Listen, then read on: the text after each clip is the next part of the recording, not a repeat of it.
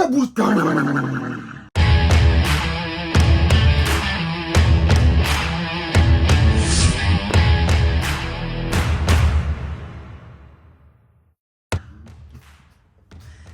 everybody, welcome to another episode of The Beatdown. I'm your host, Class. This is my co-host, Mr. J. Yeah, and we back at it again. And we would like to remind you, if you enjoy these videos, we would like you to go to the section below, like, comment, and subscribe. Yeah. And without further ado, this is our 5th round of the tournament. I got it right this time. Of our 2nd tournament. Now, we've been having a She-Ra tournament, which is really fun with a lot of twists, and we've had a lot of finalists so far, or people who moved on from the next round. We have Black Widow, we have Wonder Woman, we have the Phoenix, Storm. There you go. So we've had 4 of them moving on to the tournament, so now we're on our 5th round, which happens to be 2 interesting characters. So without further ado, we're just going to flip the coin to see who's going to start first.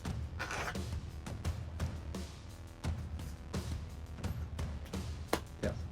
Heads. Boom. My boy's going first. Okay, so I will be moving forward with my pick today, and my pick today is Carol Danvers, otherwise known as Captain Marvel.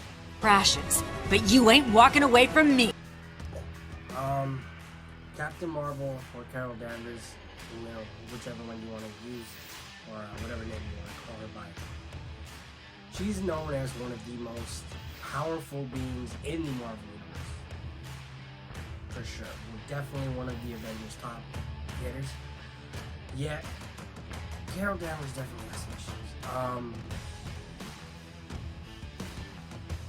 She tends to rush head on into a fight without strategizing, and she doesn't tend to listen to people who even have more experience than she does.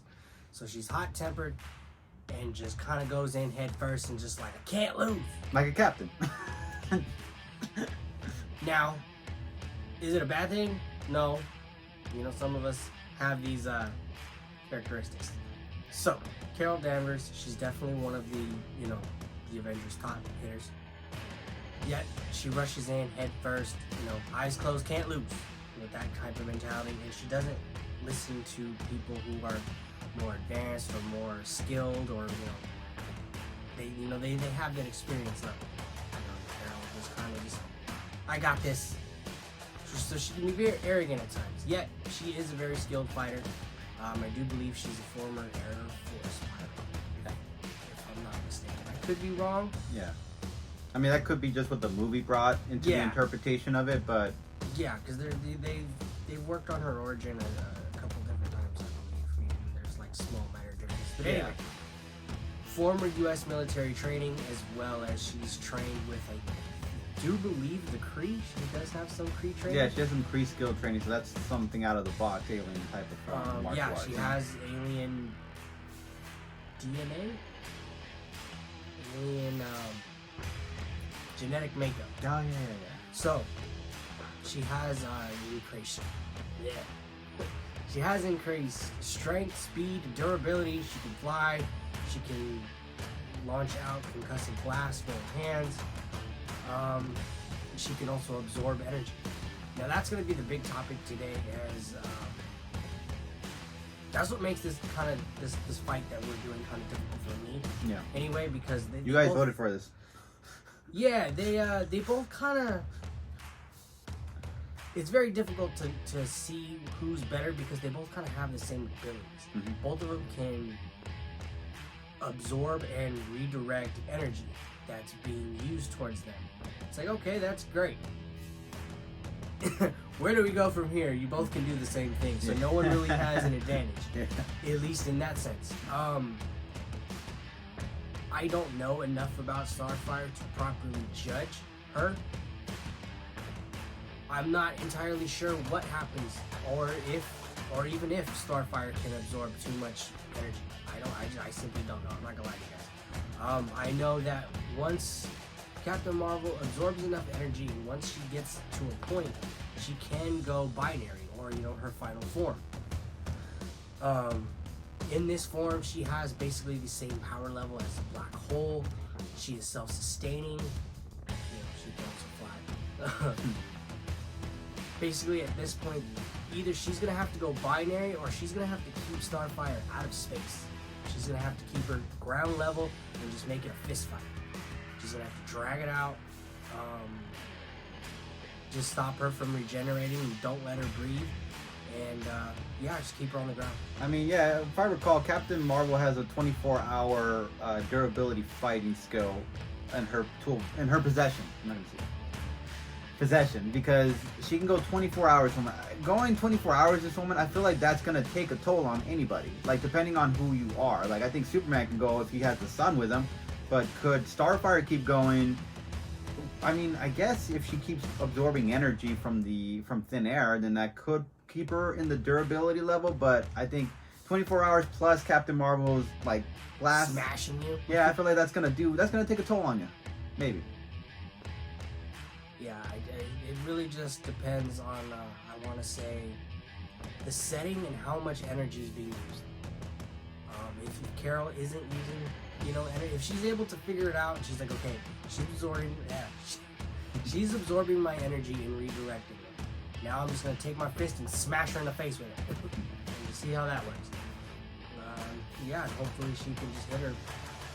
Another combatant. Thanks. Right back at ya.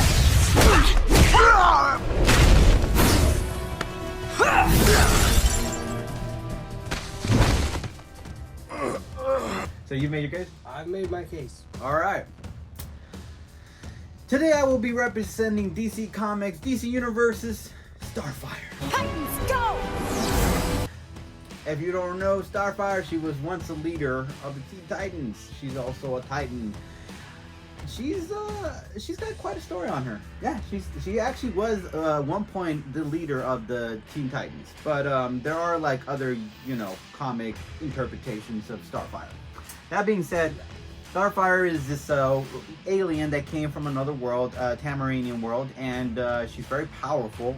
So powerful that pretty much she can absorb energy from thin air. And she's fought some of the toughest characters out there, like Superman stuff. She can actually go toe to toe with Superman. Actually, I think she can actually beat Superman for some apparent reason. That actually was a discussion made, which is very interesting. I think she's able to somehow absorb the solar energy in his body. Yeah, so the absorbing of energy is one of the key factors in this fight, because obviously based on that is going to be and based on Carol Danvers' character, I feel like that's where Starfire might win.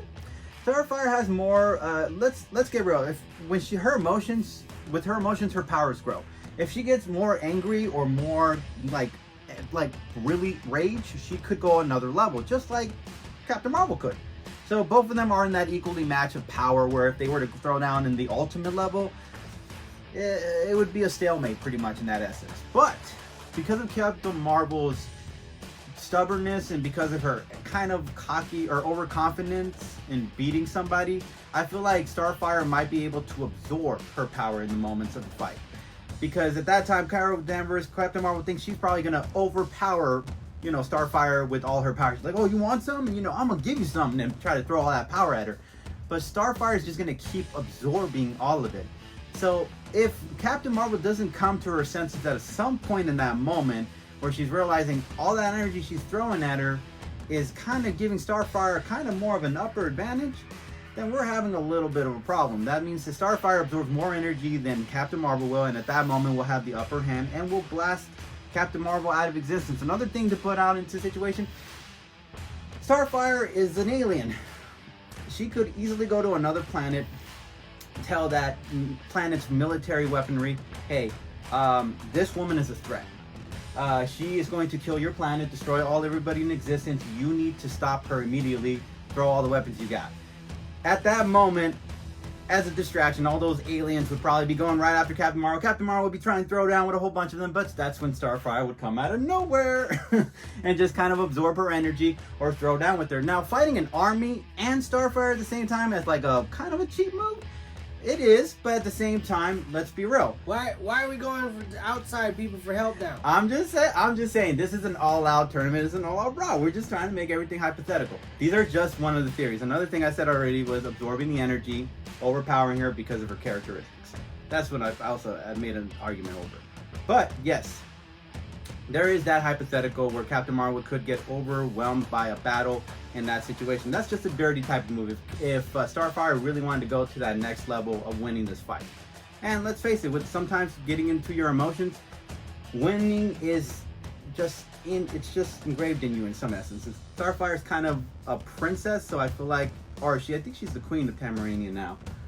I don't know for sure, but if she's just a princess, at the same time, princes are kind of one of those, like, we don't accept defeat, just like Captain Marvel has that essence. But again, I think because of Captain Marvel's characteristics, the energy would be absorbed too easily. Beating Superman is kind of a big feature, and on top of that, the fact that Starfire is kind of able to absorb a lot of energy, and I feel like because of Captain Marvel's personality, she's gonna kind of get too overconfident with the ability to overpower her in some essence, and that's when Starfire will take the advantage of that, have that energy, use her energy against her, and her own energy, blast Captain Marvel out of existence, KO. She moves on to the next tournament to face the other gladiators.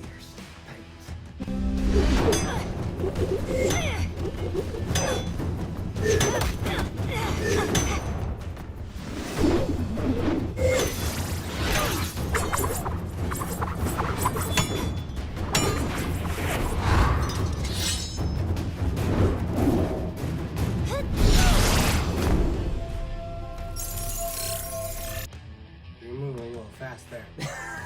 Not up to you. Not up to me. It's up to you guys. Yeah. Oh, so we wanted to add one more thing, which is on Instagram. Now, I know some of you guys on YouTube follow us just on YouTube. That's great. But there's one more thing we have to add. We want you guys to follow us on Instagram. You can find it on our description below, or you can find it when we add it into the captions in the beginning of the episodes.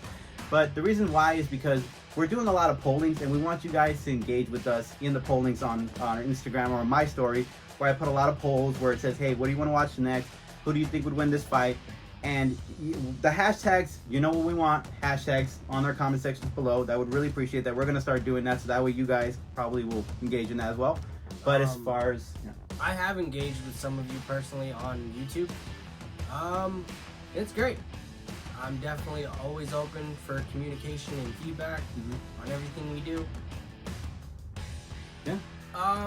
Yeah, I mean, if you guys could contact us on Instagram, you know, a little bit ahead of time, you know, maybe give us some suggestions or let us know how the last videos went, you know, or who you think we should be.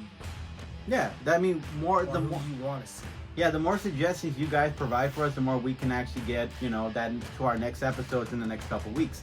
But as far as right now, like you said, comment sections are great. We've been engaging with you guys on the YouTube comment section. Really appreciate everybody who has been engaging with us on that. Moonlight, you're awesome. And Extraordinary Gene, thank you so much for coming back.